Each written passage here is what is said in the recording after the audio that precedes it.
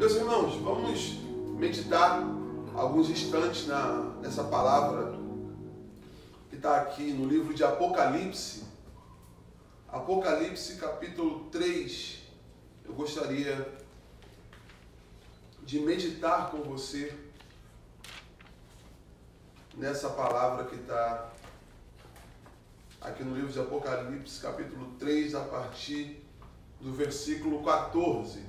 Se você estiver me ouvindo bem, manda um alô aí, dá uma mensagem aí que eu estou acompanhando aqui enquanto vocês estão assistindo aí. Eu estou olhando aqui, que agora não dá para eu te ouvir, saber se o áudio está saindo legal. Então, os irmãos, abram comigo em Apocalipse capítulo 3, verso 14.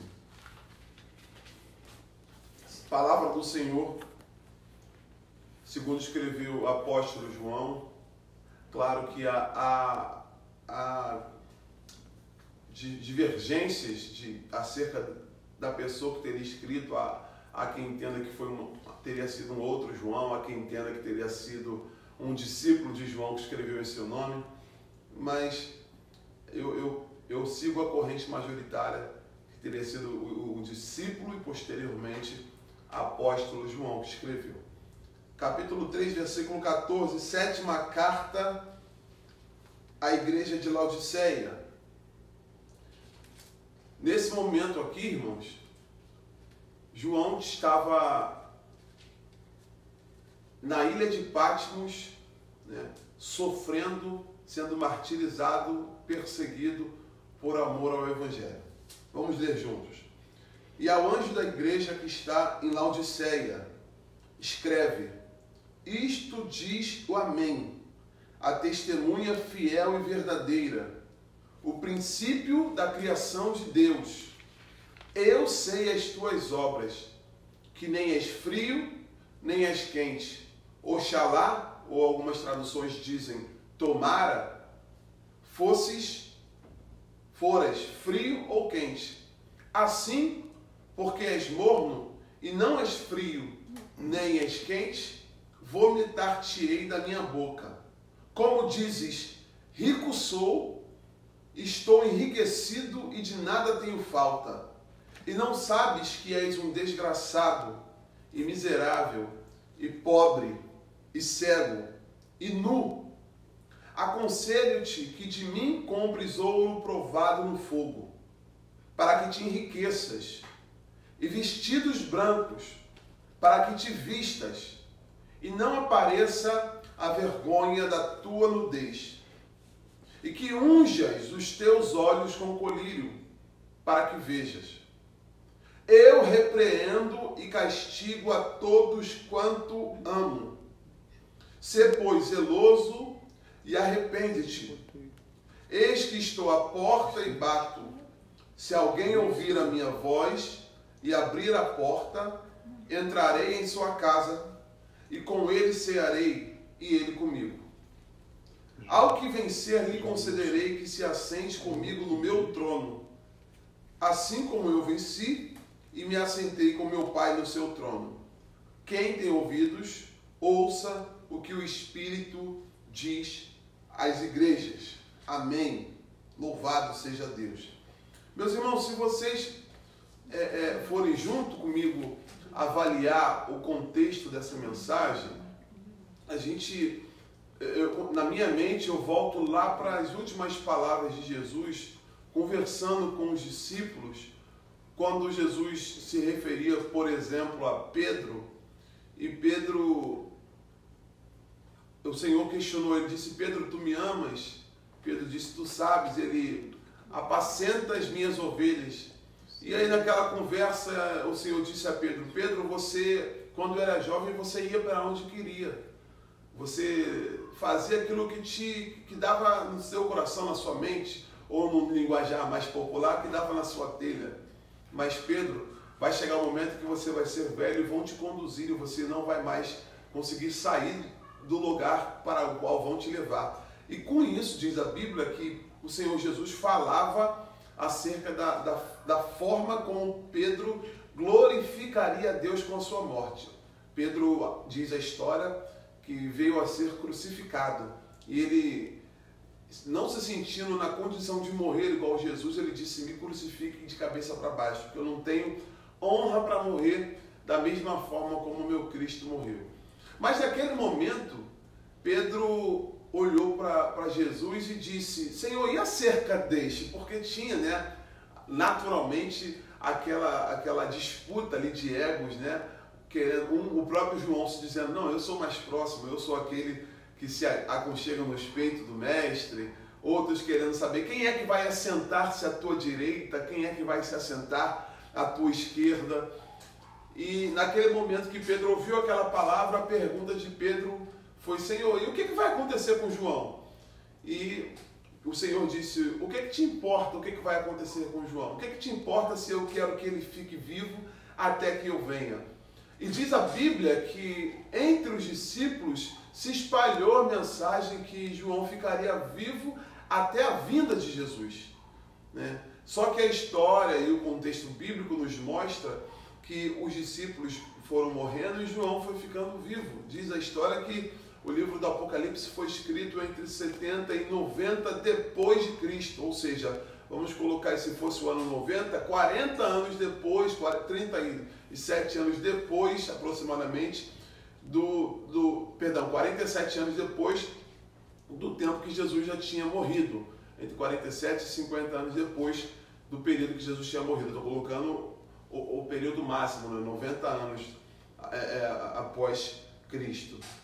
E o vir a ele, dentro desse contexto que eu entendo, é que João teve as revelações acerca daquilo que aconteceria ou acontecerá, né, no final dos tempos. Assim como Daniel é um livro escatológico para o Antigo Testamento, fazendo referência àquilo que há de acontecer, João teve a honra e a responsabilidade de escrever o livro que fecha a Bíblia, né? que nos dá aqui o desfecho de todos os acontecimentos que se iniciam no Gênesis e vem sendo desenrolado ao longo da Bíblia.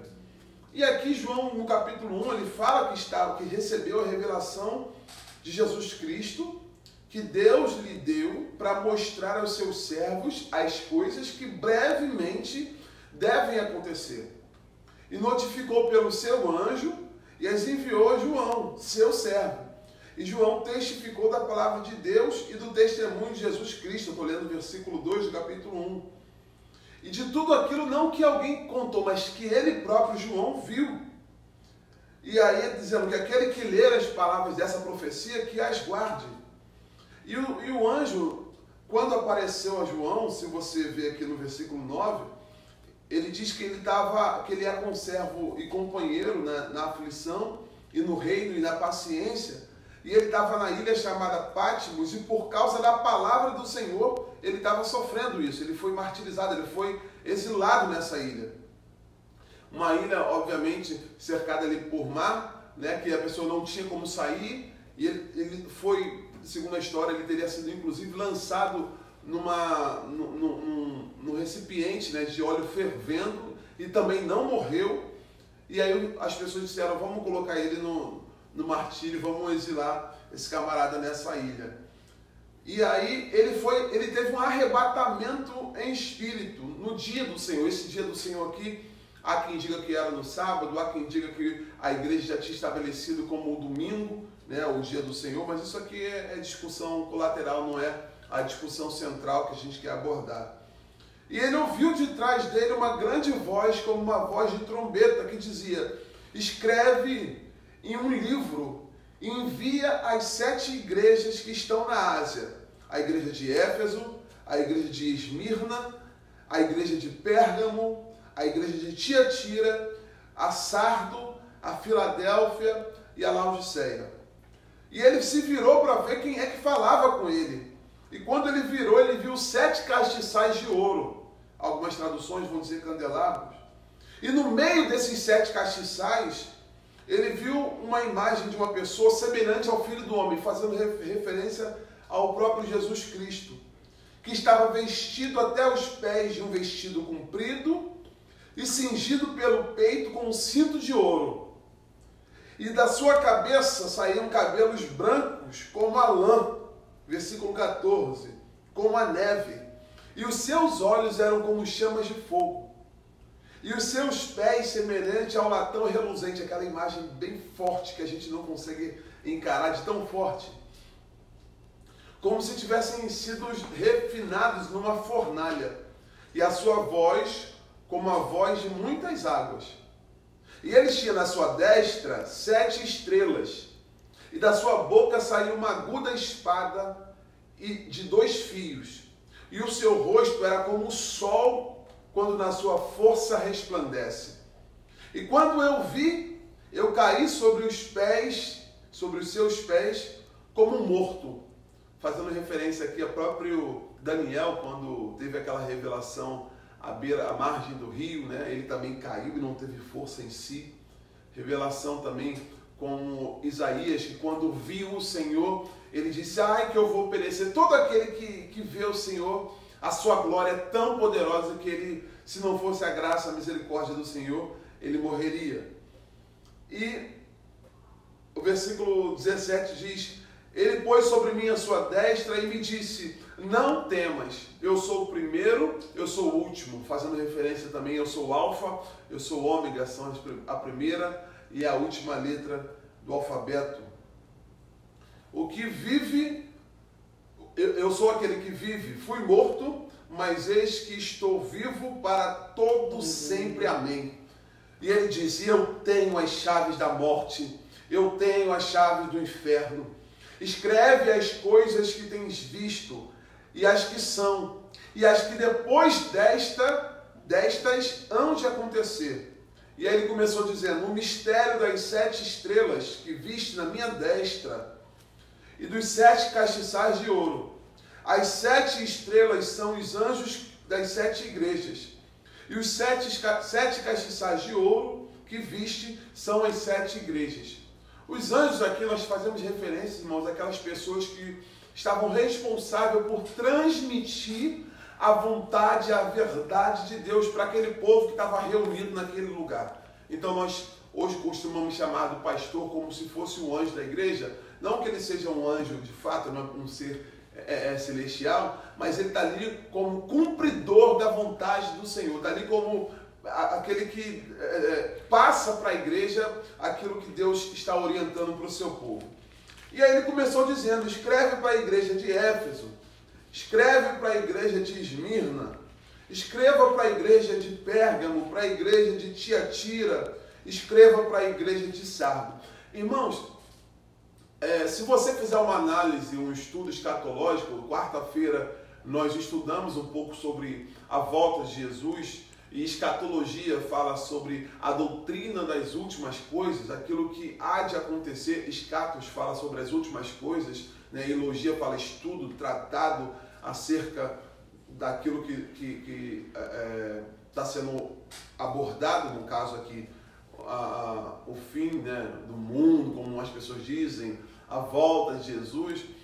Se nós fizermos uma análise, começando por esse livro aqui, que não tem Apocalipse, a escatologia não está somente em Apocalipse, tá? Escatologia está por toda a Bíblia, você encontra isso em toda a Bíblia. Mas a análise que nós fazemos aqui é que essa mensagem ela foi direcionada sim a 7 igrejas. 7 igrejas que existiam naquela época. 7 igrejas que tinham 7 pessoas responsáveis. Mas essas 7 cartas, elas também têm um cunho espiritual para orientar as igrejas universais. Quando eu digo universal, eu estou falando todas as igrejas espalhadas na face da terra. Se você fizer um estudo bíblico acerca desse tema aqui, você vai perceber que o que estava acontecendo ali, naquelas 7 igrejas, em síntese, faz referência à igreja de Cristo na história da terra. A igreja de Cristo na história da humanidade. Começando pela igreja de Éfeso, que mostra o amor, que mostra a entrega, que mostra a dedicação dos cristãos da primeira igreja, né? Os cristãos da igreja primitiva, como nós costumamos falar. E faz referência ao tanto que eles sofreram, ao tanto que eles fizeram por amor a Cristo, quantos que eles se entregaram, também fazendo referência ao deixar o primeiro amor por causa da expectativa da volta de Jesus, que para muitos era algo tão iminente que eles não tinham nem benesses próprias, eles dividiam: aquilo que é meu é teu, aquilo que é teu é dele, porque nós não vamos ter nada em comum, porque quando o Senhor voltar no céu, onde nós vamos estar, tudo vai ser de todos. Então eles viviam na iminência da volta de Jesus, na expectativa da volta de Jesus. E quando isso foi se passando, e alguns anos, e isso não acontecia, alguns se desviavam, alguns perdiam o zelo, o primeiro carinho, aquela entrega, aquela dedicação constante. E isso foi acontecendo não somente em Éfeso, mas também ao longo do tempo com a igreja. Depois veio a referência para a igreja de Esmirna, depois veio a igreja de Pérgamo, Tiatira e Sardo, como eu acabei de falar. Se você analisar a história da igreja e da humanidade, você vai perceber que em cada momento acontecia alguma coisa na ordem cronológica, como está escrito aqui, de acordo com o apóstolo João. Inclusive, eu estudando um pouquinho sobre essa passagem, quando a gente chega na sexta carta, que é a carta à igreja de Filadélfia, que é a penúltima carta que foi escrita, foi trazida para a igreja anterior, aos tempos atuais.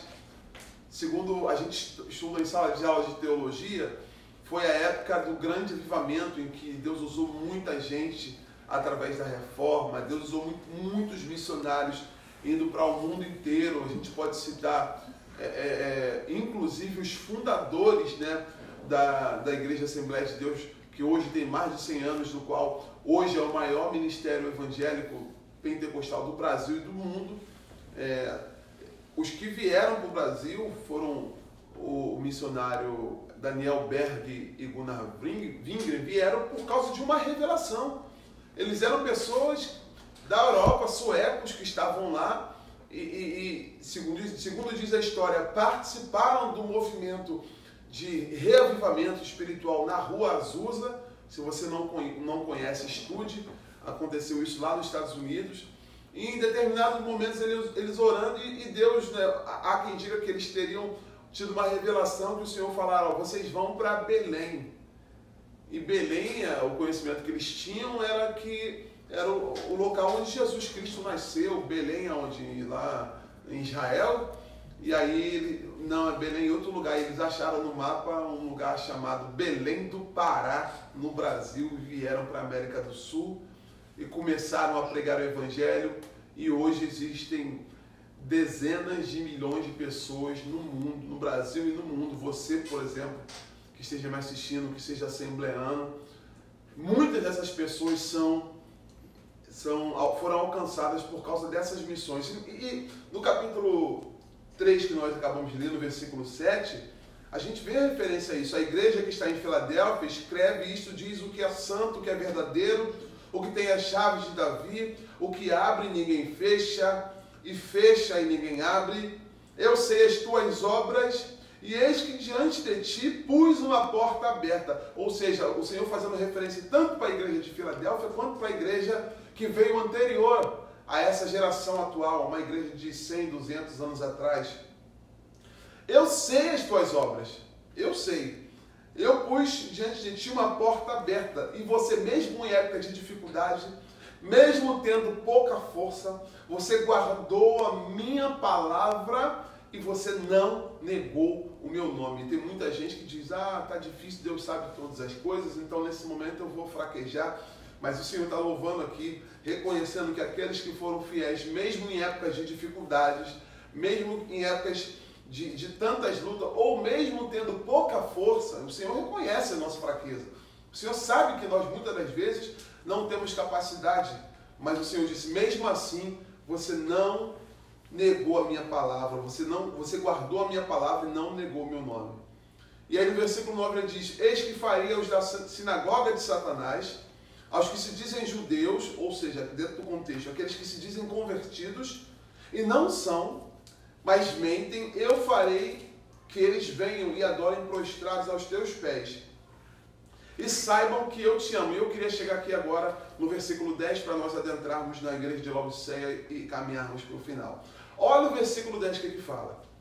Como guardaste a minha palavra, ou a palavra da minha paciência, também eu te guardarei da hora da tentação que há de vir sobre todo o mundo, para tentar os que habitam na terra. Eis que venho sem demora, guarda o que tens, para que ninguém tome a tua coroa. Olha, preste atenção comigo no versículo 10. Ele fazendo referência a uma igreja, e ele dizendo, olha só, você guardou a palavra da minha paciência, ou seja, você foi paciente mesmo em meio às provas, mesmo em meio às lutas, mesmo em meio às pelejas. E por causa dessa paciência, porque você guardou a minha palavra, eu vou te guardar na hora da tentação que há de vir sobre todo o mundo.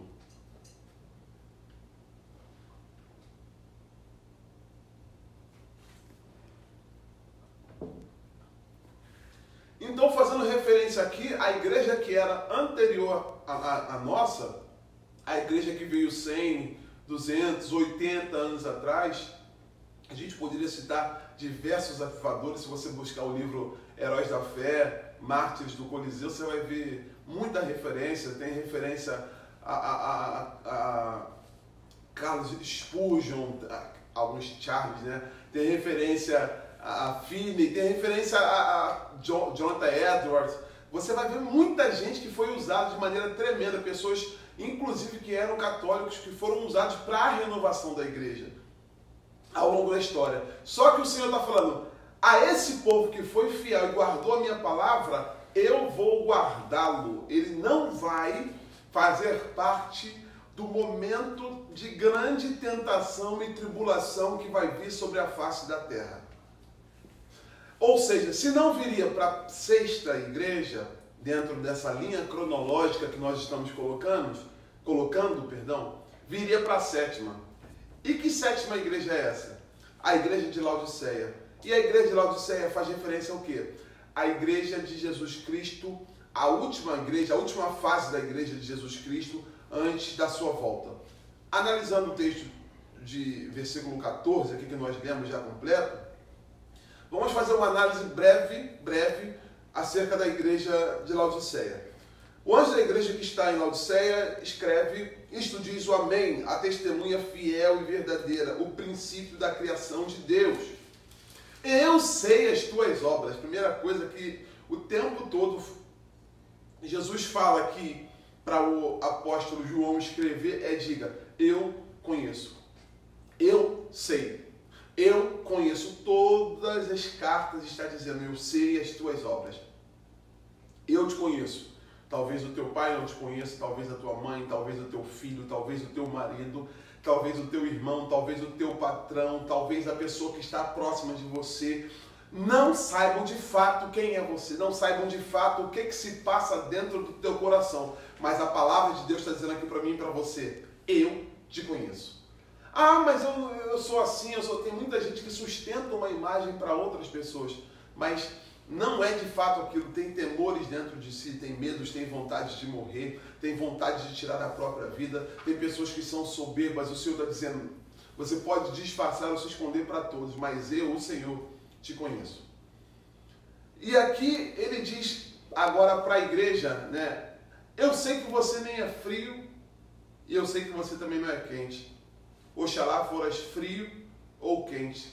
Assim, porque és morno e não és frio nem quente, vomitar-te-ei da minha boca. Aqui é necessário que nós façamos uma aplicação, uma análise contextual. O que estava acontecendo? Essa igreja aqui, de Laodiceia, ela se situava num local que não tinha acesso a águas. Essa cidade ela foi construída, não passava água ali. Então, o que eles tiveram que fazer? Trazer água de outros locais, puxar água, fazer todo um sistema, né? Como se fosse hoje o poder público, né? Fazendo um sistema para que a água chegasse naquele local, um encanamento, né? Grandes dutos para levar água de cidades vizinhas para esse local. Só que a água que eles levavam que vinha de um lugar, ela era uma água fria, só que quando ela chegava, ela não chegava fria, ela chegava morna. Em outro lugar, a água era conhecida como água termal, era água quente. Só que quando chegava, ela não chegava quente, como você, quem toma chá, gosta de água quente, bota chá na água quente. Você toma água quente, tendo chá, você toma líquido quente, outras pessoas tomam suco, como eu estou tomando aqui agora, água gelada. Mas a água que chegava lá não era uma água agradável, era uma água que causava... A gente que é carioca sabe muito bem o que é isso, né? Por essa situação que a gente passou agora aí em relação à situação da água no nosso estado. Ela chegava com um gosto horrível. Agora, isso aqui não se aplica tão fácil como pra gente que é carioca. Chegava com cheiro ruim, chegava com sabor estranho, E essa água morna, ela dava ânsia de vômito no povo.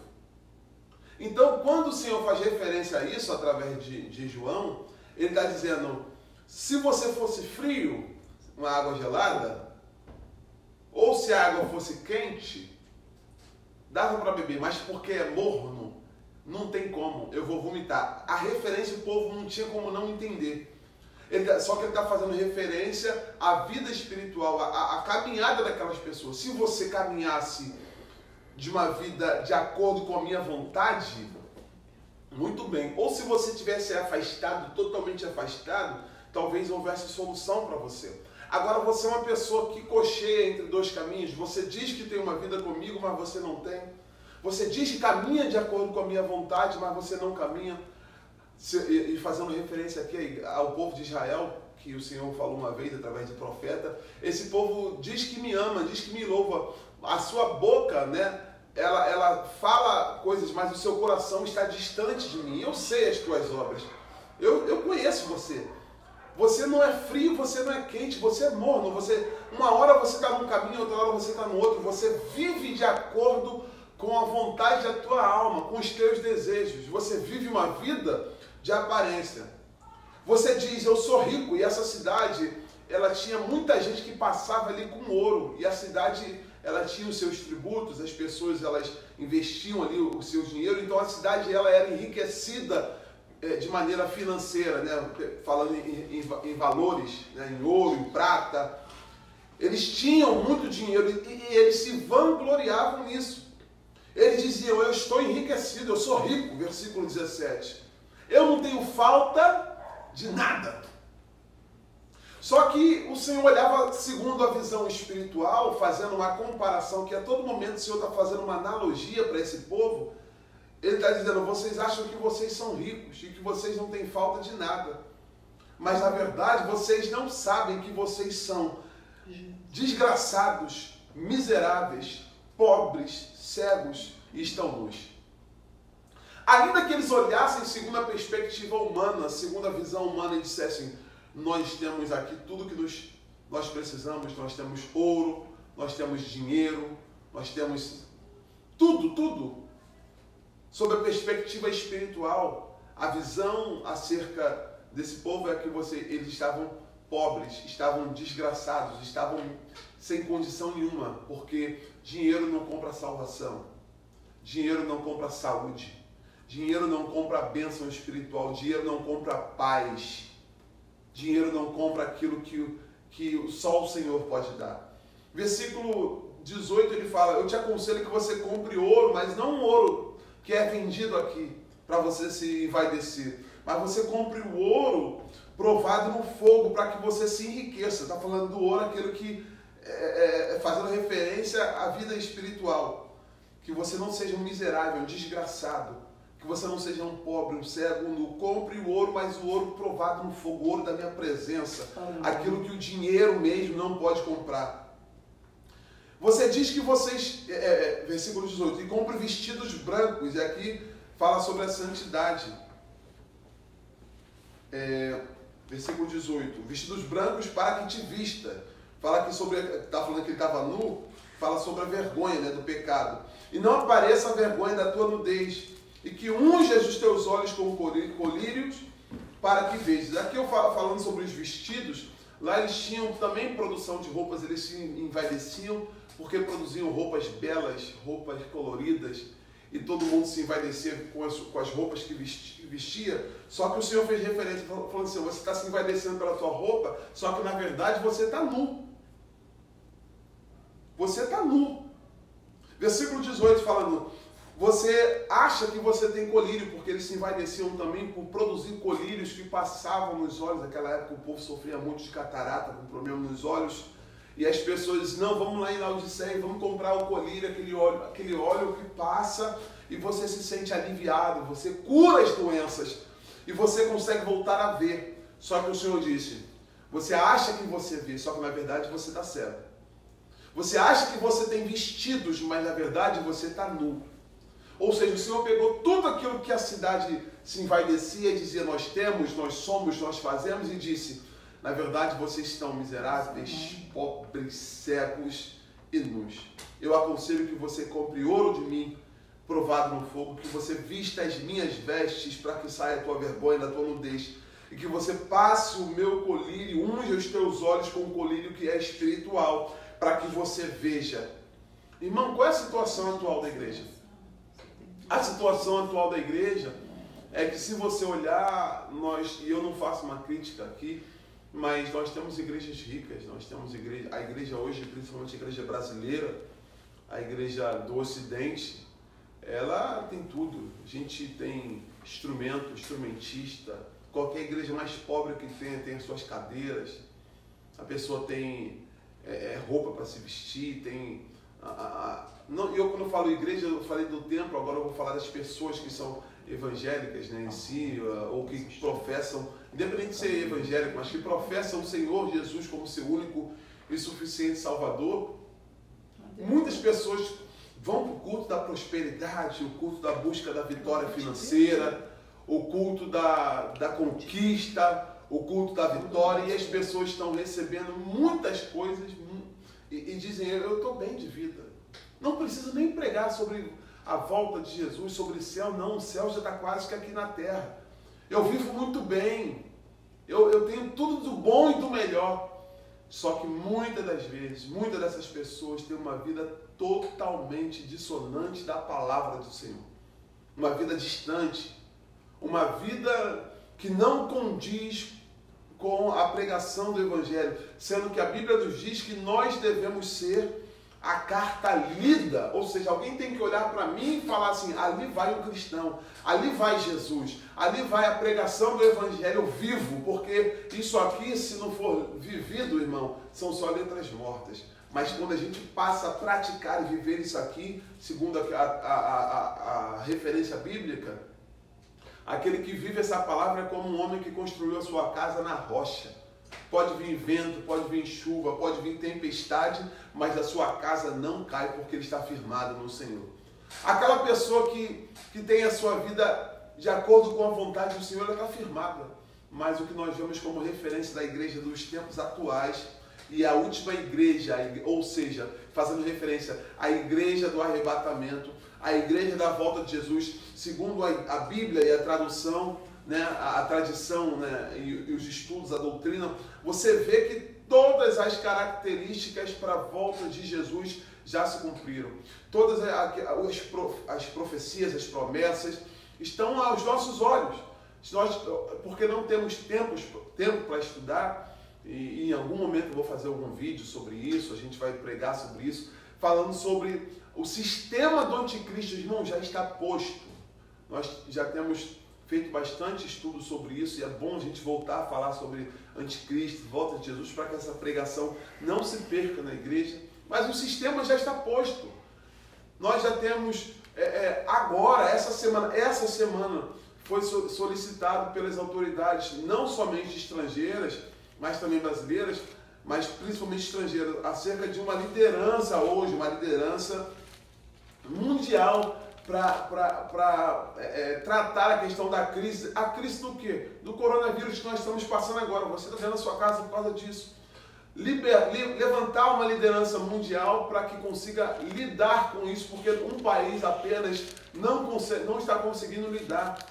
No Brasil, essa semana, hoje é dia 29, essa semana, se você buscar, foi solicitado por algumas autoridades brasileiras que seja feita um salário mínimo para todo brasileiro, para que uma lei de 2005 que o presidente Lula sancionou, se não me engano. Eu estou falando que isso é ruim? Não, eu estou falando que isso já está profetizado acerca de tudo que está acontecendo há muitos anos, porque segundo a plataforma, o sistema do anticristo, vai chegar um momento que ninguém vai poder comprar e vender nada sem a sua permissão.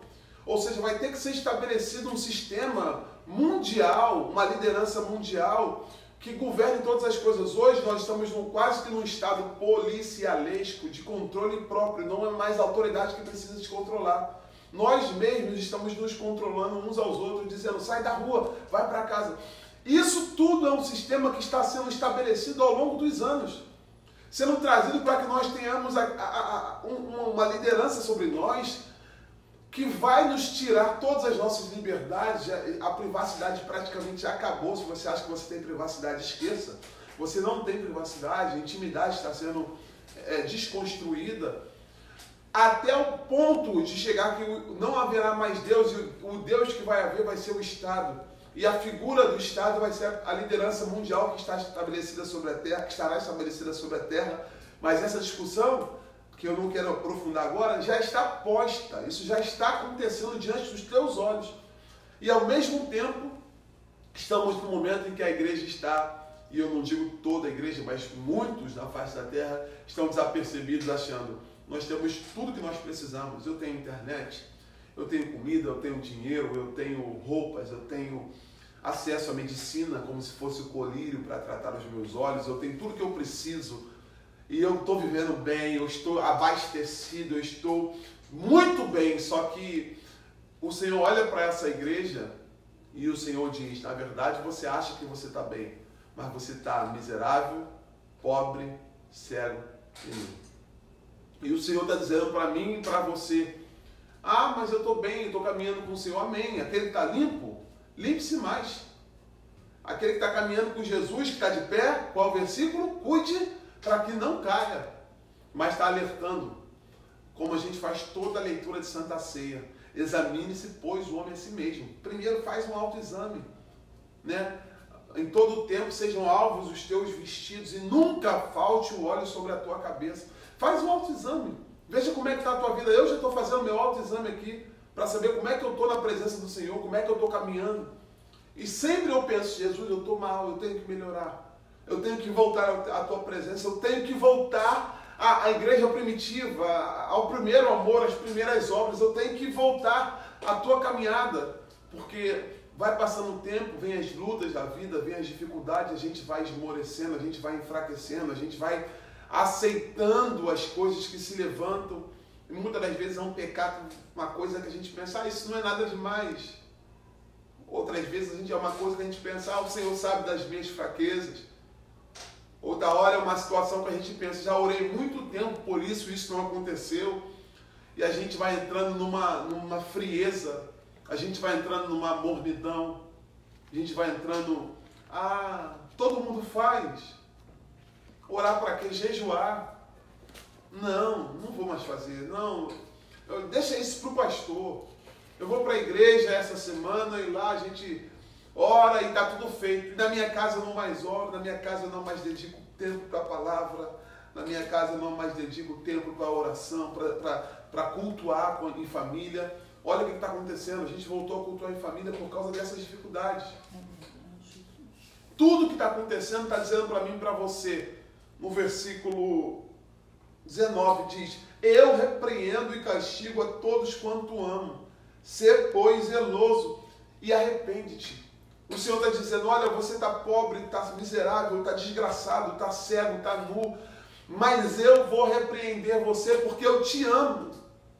As lutas, pelejas que possam estar acontecendo, de alguma forma, vão te trazer para mais próximo do Senhor. Ou não é o que está acontecendo agora? As pessoas abrindo janela e cantando porque Ele vive. As pessoas voltando à oração. As pessoas voltando a fazer culto em casa. As pessoas voltando a clamar pelo Senhor. As pessoas voltando a dizer, Senhor, entra na minha casa, entra na minha vida. Ah, mas tem gente que está fazendo isso só por causa do desespero. Sim, mas tem gente que vai se converter por causa desse desespero. Tem gente que está tendo uma renovação por causa dessa situação. Muitas pessoas estão tendo encontros com Jesus por causa dessa perseguição, dessa situação, dessa peste. Isso está escrito na palavra do Senhor, que viriam tempos de guerra, de rumores de guerra, de pestes. Mas a gente não precisa temer. A gente não precisa ficar preocupado. Nós temos o Salmo 91, não só simplesmente para ficar aberto lá em cima da estante, mas para dizer: aquele que habita no esconderijo do Altíssimo, a sombra do Onipotente descansará. Direi do Senhor, Ele é o meu Deus, a minha fortaleza, o meu refúgio. Eu não preciso temer nada, eu não preciso temer espanto noturno, nem peste que ande de dia. Eu posso confiar em Deus, mas eu tenho o tempo todo que falar: Senhor, como é que está a minha vida? Como é que está a minha caminhada? Como é que está como é que está a minha vida espiritual? Será que eu estou dizendo que estou bem, que estou enriquecido, que tenho vestes novas, que estou conseguindo ver tudo, que estou bem com a medicina, mas na verdade eu estou como um desgraçado, miserável, pobre, cego, nu?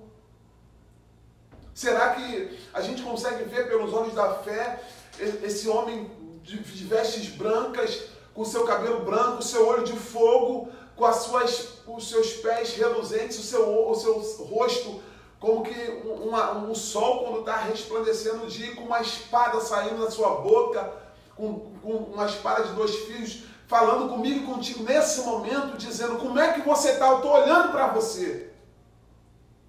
E talvez alguém pense como João: eu estou morto. Só que o Senhor está dizendo: não, eu te fortaleço, eu te ajudo, eu te sustento. Mas se eu estou te repreendendo nessa palavra, se eu estou te repreendendo através das lutas, se eu estou te repreendendo através do que está acontecendo na tua vida, é porque eu te amo e eu quero que você se arrependa. Eu quero trazer você de volta. Versículo 20 diz: eu estou à porta, eu estou batendo. Se alguém ouvir a minha voz e abrir a sua porta, entrarei em sua casa e com ele cearei e ele comigo. Gente, toda vez que a gente cita esse versículo, a gente cita para quem não é crente. Só que aqui o Senhor está falando para a igreja. Aqui o Senhor está dizendo: eu estou tentando voltar ao centro da tua vida. Eu estou tentando te alertar do que está para acontecer. Se eu falei para a igreja do século anterior que eles não estariam aqui, que eles seriam guardados da hora da tentação que viria sobre a terra, para essa igreja o Senhor não falou isso. Está dizendo: a tentação ficou para esse momento. Ou seja, o momento do desespero, do acontecimento de todas as profecias, do cumprimento do ômega, né? Já teve o alfa, agora do ômega, de tudo aquilo que estava predito pelas palavras, chegou o momento. Eu não estou dizendo que é hoje, 2020, eu não estou dizendo que é agora, eu estou dizendo que nós já estamos nessa geração. Eu não estou dizendo que vai ser em 1 ano, 2 anos, se vai ser hoje, se vai ser amanhã, se vai ser daqui a 10 anos. Eu estou falando que você, com os olhos espirituais, já pode contemplar como está a igreja. Pode contemplar como é que está o mundo. Para encerrarmos aqui, a Bíblia diz que o tempo da volta de Jesus, nós estaríamos como os dias de Ló, estaríamos como os dias de Noé. A referência é clara, citando os dias de Noé. Noé, ele teve que construir a arca, você conhece bem, e a Bíblia está dizendo que as pessoas simplesmente viviam segundo os seus desejos. Não se preocupavam em agradar e fazer a vontade do Senhor, viviam de acordo com os desejos do seu coração e ainda possivelmente zombavam de Noé, que ficou décadas construindo aquela arca, e o Senhor dizendo: eu vou ter que destruir o mundo por causa do pecado que já chegou até as minhas narinas. O homem já deturpou tudo aquilo que eu tinha construído. Nos dias de Ló, a Bíblia diz que havia uma deturpação completa, tanto que quando os anjos foram notificar a Ló do que ia acontecer, os homens queriam se relacionar sexualmente com os anjos. Se você abrir ali o livro, você vai perceber isso. Gênesis, você vai ver toda a história demonstrando o que acontecia.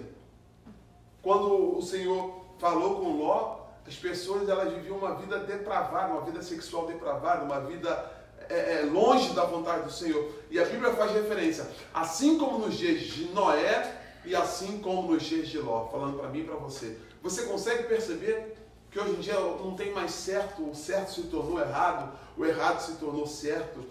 Hoje em dia você já vê que as coisas entraram no seio da igreja. Hoje em dia você não tem mais como falar assim, não tem mais. Hoje em dia está tudo deturpado. O que mantém ainda esse mundo estabilizado, sem vir ao caos total, segundo a nossa fé, segundo a palavra, é a igreja.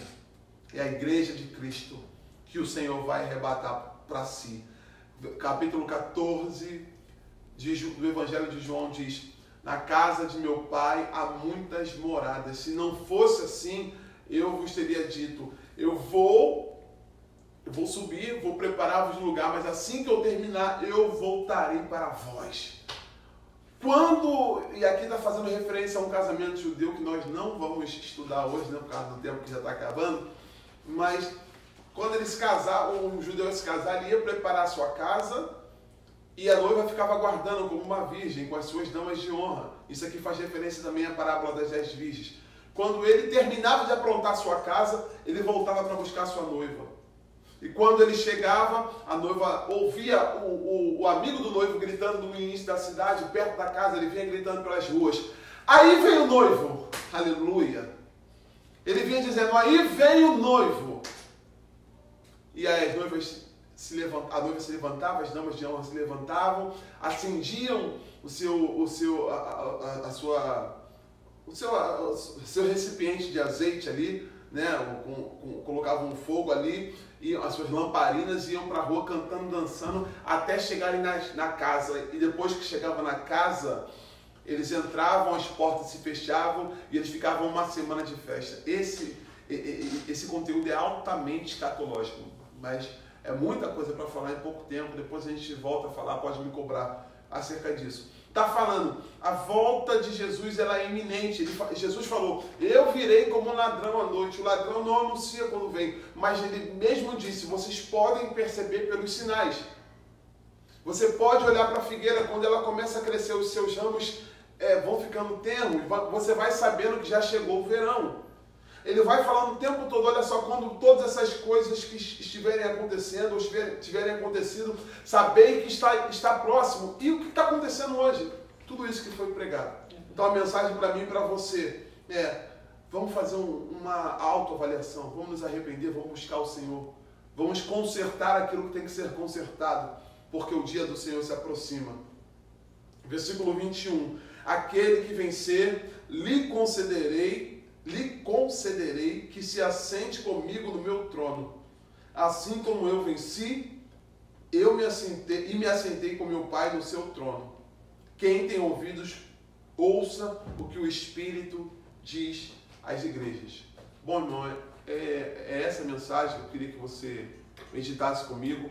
Nós vamos fazer uma oração juntos agora, para que você coloque diante do Senhor alguma coisa que talvez você precise colocar. Se você quiser juntar a sua família aí agora, é claro, juntar, cuidado, que eu não sei se alguém está, mas se não tiver ninguém aí com coronavírus, com nada, você pode se unir com sua família, dar as mãos, pedir perdão a alguém, se você está entristecido com alguém, lembrar de alguém que te entristeceu, perdoar essa pessoa, fazer conserto com o Senhor, você que está afastado, você que está vivendo uma vida dissoluta, você que está vivendo afastado e sabe da palavra, sabe da verdade, e está caminhando segundo os seus desejos, e o Espírito Santo está falando dentro do teu coração, te conserta, volta para o Senhor.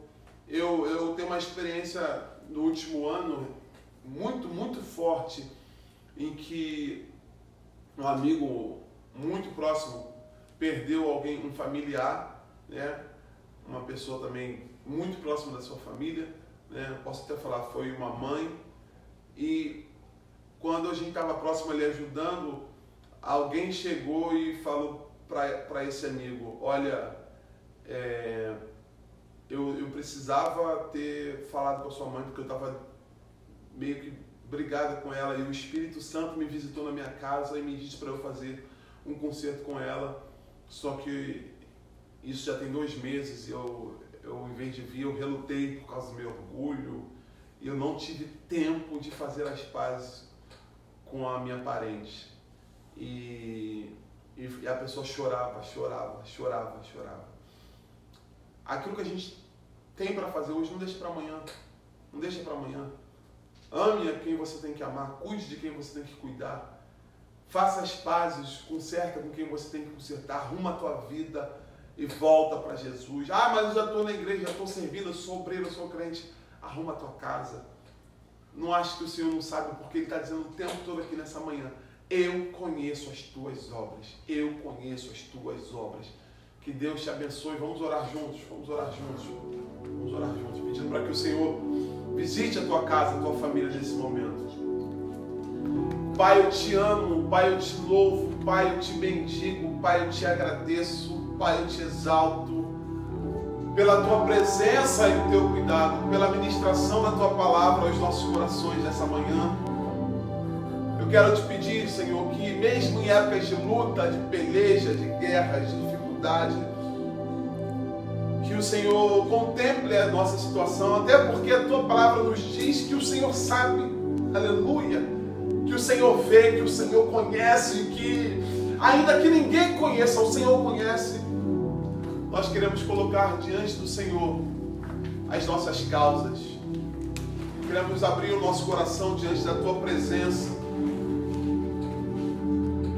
Senhor, tem misericórdia de nós. Tem misericórdia, Pai. Se nós erramos, se nós nos afastamos, purifica as nossas vestes. Nos dá vestidos brancos, Pai, para que nós possamos esconder a nossa nudez, a nossa vergonha. Senhor, permita-nos que compremos ouro aprovado, Senhor, provado no fogo, para que não mais sejamos desgraçados, miseráveis, pobres. Senhor, nos ajuda para que nós consigamos também receber do teu óleo, do teu colírio, para que nós voltemos a ver. Tem tanta gente com a sua visão tapada, presa, amarrada pelas coisas, Senhor, que estão acontecendo, pelas lutas, pelo diabo. Mas agora, Senhor, nós juntos, como igreja, repreendemos as obras de Satanás. Profetizamos a visita do Teu Espírito Santo nessas casas agora. Profetizamos, Senhor, a transformação. Senhor, a visita, Senhor, a cada cômodo dessa casa. Senhor, pessoas que estão sentindo depressão, pessoas que estão sentindo dor, pessoas que estão enfrentando, Senhor, doenças que não sabem o que é, que não saíram de casa. Senhor, nós profetizamos, Senhor, a transformação, Senhor, a cura, a restauração. Senhor, problemas, relacionamentos desfeitos, estremecidos. Senhor, visita, Senhor, os corações. Visita, Pai, a dispensa dos Teus filhos para enviar também o socorro bem presente na hora da angústia. Senhor, eu profetizo, Pai, principalmente a presença do Teu Espírito, o gozo do céu, a graça do Teu Espírito Santo, Senhor, manifestada sobre essas casas, porque mesmo em épocas de tanta luta, de tanta perseguição, a referência que nós temos para citar e que o Teu Espírito traz ao meu coração agora é aquilo que o Senhor fez no Egito. Que o sangue de Jesus Cristo esteja sobre as portas da nossa casa, para que a maldição não nos alcance. Em nome de Jesus. Em nome de Jesus. Em nome de Jesus. Nós te pedimos isso. Nós te bendizemos, Senhor. Nós te agradecemos. Fica conosco.